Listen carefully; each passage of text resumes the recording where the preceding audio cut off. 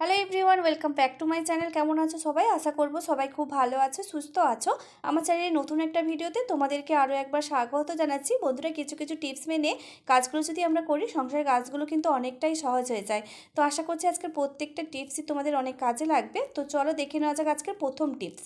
তো দেখো বন্ধুরা, মাটির প্রদীপ তো সবাই আমরা জ্বালিয়ে থাকি, আর মাটির প্রদীপগুলো জ্বালানোর পরে এরকম কালো টাইপের হয়ে যায়, আর এই কালো দাগটা কিন্তু আমরা কিছুতেই তুলতে পারি না। অন্যান্য প্রদীপ যেগুলো হচ্ছে কাঁসা পিতলের, এই যে প্রদীপগুলো, এগুলো আমরা পরিষ্কার করে দিলেই কিন্তু ঝকঝকে হয়ে যায়। আর মাটির প্রদীপগুলো নতুন অবস্থায় কতটা সুন্দর থাকে, কিন্তু ব্যবহার করা হয়ে গেলে এরকম কালো টাইপের হয়ে যায়। তো বন্ধুরা, আজকে সহজ একটা টিপস আমি তোমাদের সঙ্গে শেয়ার করব। তোমরা যদি প্রদীপগুলোকে এইভাবে চালো, প্রদীপটা কোনোভাবেই কালো হয়ে যাবে না।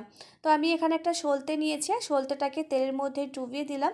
আর প্রদীপ যখন আমরা জ্বালি, নর্মালি কিন্তু বন্ধুরা এইভাবে করে আমরা প্রদীপগুলোকে জ্বালিয়ে দিই। তো আজকে সহজ যে টিপসটা আমি তোমাদের সঙ্গে শেয়ার করব, তো তার জন্য প্রয়োজন হবে হচ্ছে একটা সেফটি পিন। একটু বড় ধরনের সেফটি পিন তোমরা নেবে, যাতে বন্ধুরা প্রদীপের এপাশ থেকে ওপাশে সেফটি পিনটাকে রেখে দিতে পারি। তো সেই জন্য একটু বড় ধরনের সেফটি পিনের প্রয়োজন। আর সেফটি পিনটাকে সোজা করে দিলাম। সোজা করে দেওয়ার পর দেখো বন্ধুরা, এর যে মাঝে দিকে একটা রাউন্ড মতন অংশ আছে, সেখান থেকে সলতের মুখটাকে বের করে দিলাম। বের করে দেওয়ার পরে এবার আমি জ্বালিয়ে দেবো। আর এইভাবে করে যদি আমরা প্রদীপগুলোকে জ্বালিয়ে থাকি, তাহলে কোনোভাবে এই যে একটা কালি মুখের দিকে পড়ে যায়, তো সেই কালিটা কিন্তু পড়বে না। তো এইভাবে করে তোমরা এই টিপসটা একবার অ্যাপ্লাই করে দেখতে পারো। প্রদীপগুলো কিন্তু আর কোনোভাবেই কালো হবে না, একদম সবসময় নতুনের মতন ঝকঝক করবে। বারবার কিন্তু এই প্রদীপগুলো ব্যবহার আমরা করতে পারবো, আর কালি ছাড়া একদম খুব সুন্দর নতুনের মতন থাকবে।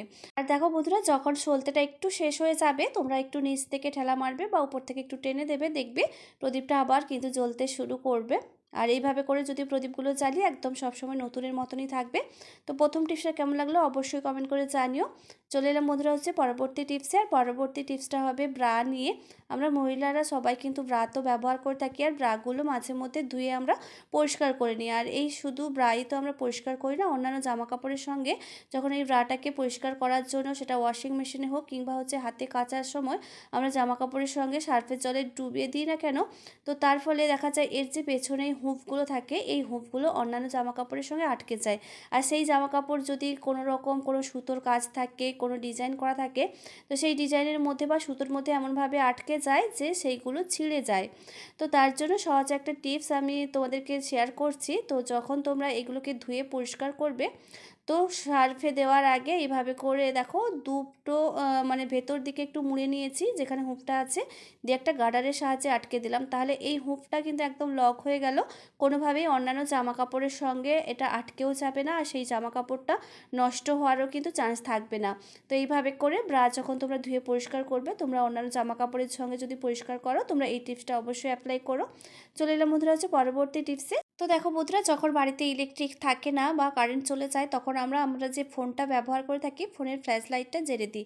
আর ফ্ল্যাশ লাইটটা অন করে দেওয়ার সঙ্গে সঙ্গে ফোনটাকে যদি এইভাবে করে আমরা রেখে দিই, তাহলে ওপর সোজাসুজি লাইটটা পড়ে। তাছাড়া এই ফ্ল্যাশ লাইটটা কিন্তু অনেকটা চোখেও কিন্তু লাগে। তো তার জন্য তোমরা কি করবে, একটা হচ্ছে স্বচ্ছ বোতল নেবে। প্লাস্টিকের যে কোনো বোতলকে কেটে যদি আমরা এইভাবে করে ফ্ল্যাশ লাইটের উপরে রেখে দিই, তাহলে চোখেও লাইটটা লাগবে না, উপরন্তু লাইটটা চারদিকে ছড়িয়েও পড়বে। তো তোমাদেরকে একটু দেখানোর জন্য দেখো, আমি এখানে শুধু লাইটটা জ্বেলে দেখাচ্ছি, চারপাশটা কিন্তু অতটা লাইটটা লাগছে না, আর উপর লাইটটা সোজাসুজি পড়ছে, আর চোখেও কিন্তু এই লাইটটা অনেকটা বেশি লাগছেও। আর এইভাবে বোতলটা দেওয়ার সঙ্গে সঙ্গে দেখতে পেলে যে চারপাশে লাইটটা কিন্তু ছড়িয়ে পড়েছে, সেই সঙ্গে চোখেও কিন্তু কোনোভাবে লাগবেও না। চলে এলাম বন্ধুরা হচ্ছে পরবর্তী টিপসে। আমরা কিন্তু প্রেসার কুকারে ভাত, ডাল, তরকারি এগুলো তো রান্না করেই থাকি। অনেক সময় কী হয়, প্রেসার কুকারে ভাত, সবজি, ডাল এগুলো বসিয়ে দিয়ে আমরা এর কথা মাঝে মধ্যে ভুলে যাই, অন্য কাজে ব্যস্ত হয়ে পড়ি। তখন কি হয়, নিচের থেকে লেগে যায়। যখন লাগতে শুরু করে, একটা পোড়া গন্ধ বেরোতে থাকলে আমাদের খেয়াল আসে, তখন এসে আমরা চট করে গ্যাসটা অফ করে দিই। গ্যাসটা অফ করে দেওয়ার সঙ্গে সঙ্গে আরেকটা কাজ আমাদেরকে করতে হবে।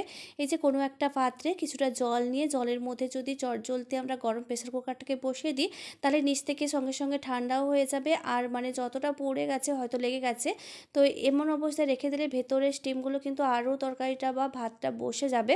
তো সেক্ষেত্রে এইভাবে যদি আমরা জলের মধ্যে রেখে দিই, তাহলে চটজলদি ঠান্ডাও হয়ে যাবে। আর ভেতরের বাষ্পটাকে অবশ্যই বের করে দিয়ে প্রেসার কুকার ঢাকনাটা এইভাবে করে খুলে দিলে, যদি কোনো রকম পোড়া গন্ধ হয়ে থাকে, তাহলে সেই গন্ধটা কিন্তু খুব সহজে বেরিয়েও যাবে। তো দেখো বন্ধুরা, চলে এলাম হচ্ছে আজকের পরবর্তী টিপসে। আর পরবর্তী টিপসটা দেখো বন্ধুরা, আমরা যখন চা করি কিংবা দুধ গরম করতে বসিয়ে দিই, দিয়ে আমরা যদি একটু অন্যমনস্ক হয়ে যাই, কোথাও চলে যাই, দেখবে এগুলো কিন্তু উপচে পড়ে যায়। তো গ্যাস ওভেনটাও কিন্তু নোংরা হয়। তো সেক্ষেত্রে তোমরা যখন দুধ গরম করবে কিংবা চা করবে, হালকা করে যদি একটা চামচ কিংবা খুন্তি যদি এর মধ্যে এইভাবে করে রেখে দিই, তো গ্যাসের ফ্লেমটা যতই হাই করা থাকুক না কেন, দেখবে এটা কিন্তু আর উপচে পড়বে না। তো আমি তোমাদেরকে দেখিয়ে দিচ্ছি, গ্যাসের ফ্লেমটা কিন্তু হাই করাই রয়েছে। সেই সঙ্গে একটা চামচ দিয়ে দিলাম, আর চামচটা ছোটো থাকার কারণে কিন্তু ভেতরে ঢুকে গেছে। তো যাই হোক, এইভাবে করে যদি একটা চামচ বা খুন্তি আমরা কোনো কিছু যদি এর মধ্যে দিয়ে থাকি, তাহলে কোনোভাবে এটা উপচেও পড়বে না, গ্যাস ওভেনটাও কিন্তু নোংরা হবে না, আর আমাদেরকে এক্সট্রা করে খাটতেও হবে না। চলে যাচ্ছি বন্ধুরা হচ্ছে পরবর্তী টিপসে। তো দেখো বন্ধুরা, কিভাবে একটা হ্যাঙ্গার আর মোজা দিয়ে তোমরা ঘর বাড়িগুলোকে খুব সুন্দরভাবে পরিষ্কার করে নিতে পারবে। তো তারই একটা আইডিয়া তোমাদের সঙ্গে শেয়ার করব। তো আমি এখানে একটা টুলস বানিয়ে নেব, খুব সহজে ফ্রিতেই টুলসটা তোমাদের বানানো হয়ে যাবে। তো নিয়েছি হচ্ছে একটা হ্যাঙ্গার, আর যে কোনো মোজা তোমরা নিতে পারো, বিশেষ করে একটু পুরনো মোজা যেগুলো হয়তো তোমরা আর ব্যবহার করবে না, বা হয়তো দেখা যায় একটা হারিয়ে গেছে, একটা ছিঁড়া ফাটা, এই ধরনের যে কোনো মোজা যদি থাকে এক্সট্রা, যেগুলো আর কোনোভাবেই ব্যবহার করবে না, তো সেরকম দেখে একটা মোজা এখানে নেবে। আর মোজাটাকে দেখো হ্যাঙ্গারের এক পাশে, এক সাইডে আমি একটা মোজাকে গলিয়ে দিয়েছি, কারণ এক পাশ হলেই আমার কাজটা হয়ে যাবে, সেই জন্য দুপাশে গলানোর কোনো মোজা পরানোর কোনো প্রয়োজন নেই। তো এক পাশে আমি মোজাটাকে পরিয়ে একটা টুলস বানিয়ে নিলাম। তো এটা দিয়ে কিভাবে পরিষ্কার করব। তো দেখো বন্ধুরা, আমাদের বাড়িতে এমন অনেক আসবাবপত্র থাকে যেগুলো তলে খুব বেশি ফাঁকা থাকে না, অল্প একটু সামান্য ফাঁকা থাকে। তো যার কারণে এর ভেতরে ঝাড়ুও প্রবেশ করাতে পারি না, কিংবা হাতও যায় না। তো সেই কারণে এই সমস্ত জায়গাগুলোতে অনেক বেশি নোংরা জমা হয়ে যায়। আর এইভাবে করে একটা হ্যাঙ্গারে যদি পুরনো একটা মোজা আমরা পরিয়ে নিই, এই হ্যাঙ্গারটা অনেক দূর পর্যন্ত যাবে, আর সেখান থেকে ময়লাগুলোকে টেনে খুব সহজেই বের করে নিয়ে আসতে পারবে। আর ফ্রিতে আমাদের একটা টুলস রেডি হয়ে গেল। এই টুলস দিয়ে আমরা খুব সহজেই একদম বাড়ির যাবতীয় নোংরা, যেই সমস্ত জায়গাগুলোতে আমাদের হাত পৌঁছয় না, সেই সমস্ত জায়গাগুলো নোংরা খুব সহজে টেনে আমরা বের করে নিয়ে আসতে পারবো। বা দুটো আসবাবপত্রের মাঝখানে যে হালকা অল্প একটু গ্যাপ থাকে, সেই গ্যাপের মধ্যেও ঝুল হয়ে যায়, অনেক নোংরা জমে জমে যায়, সেই সমস্ত নোংরাগুলোকে কিন্তু এই টুলসটার সাহায্যে আমরা খুব সহজে বের করে নিয়ে আসতে পারবো। বিশেষ করে যেই সমস্ত জায়গায় হাত পৌঁছয় না বা ঝাড়ুও আমরা পৌঁছাই না, তো সেই সমস্ত জায়গাগুলো থেকে খুব সহজেই ময়লাগুলোকে আমরা বের করে আনতে পারবো। আর কত সহজেই সুন্দরভাবে দেখো একদম মানে আলমারির তলটা পরিষ্কার হয়ে গেল। তো এইভাবে করে তোমরা এই টুলসটা অবশ্যই বানাবে, বানিয়ে তোমরা যেই সমস্ত জায়গাগুলোতে পরিষ্কার করা সম্ভব নয় হাত দিয়ে বা কোনোভাবে ঝাড়ু দিয়ে, সেই সমস্ত জায়গাগুলো এইভাবে করে তোমরা পরিষ্কার করে নিতে পারবে। তো কোন আইডিয়াটা সবথেকে বেশি ভালো লাগলো অবশ্যই তোমরা কমেন্ট করে জানিও। আর যদি ভালো লেগে থাকে লাইক কমেন্ট শেয়ার করে দিও। চ্যানেলে যদি নতুন হয়ে থাকো, তাহলে এই ধরনের ছোটো ছোটো টিপসের ভিডিও পাওয়ার জন্য চ্যানেলটাকে সাবস্ক্রাইব করে দিও। তোমরা ভালো থেকো, সুস্থ থেকো, দেখা হচ্ছে তোমাদের সঙ্গে পরবর্তী এক নতুন ভিডিওতে।